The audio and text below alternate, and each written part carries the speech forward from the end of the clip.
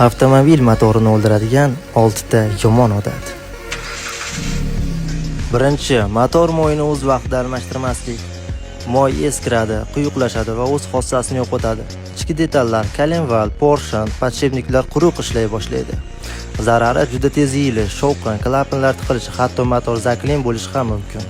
Ikkinchisi, sovuq motorga mashinani haydab ketish. Sovuqda moy pastda turadi, yaxshi aylanmaydi, metal detallar toraygan bo'ladi. Zarari porshon va silindr devorlari tirnaladi. Turbo bo'lsa tez ishdan chiqadi, yoqilg'i sarfi oshib ketadi. Uchinchisi, noto'g'ri yoqilg'i quyish. Aktani past benzin detonatsiya beradi. Zarari, injektorlar kuyadi, klapanlar zararlanadi, katalizator eriydi, nasos va forsunkalar ishdan chiqadi. To'rtinchisi, motor havo filtrlarini almashtirmaslik.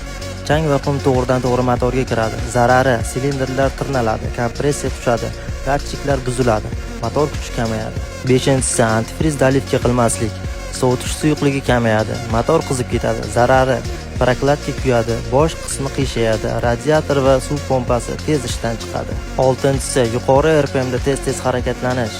Motor doim katta yuk ostida ishlaydi. Zarari, moy tez qiziydi, detallar zo'riqadi, zanjir, remen cho'ziladi, porshon halqalari yeyiladi, motor resursi qisqaradi. Foydali videolarni o'tkazib yubormaslik uchun avtotahlilga obuna bo'ling. Videoni esa yaqinlarga yuborib qo'ying.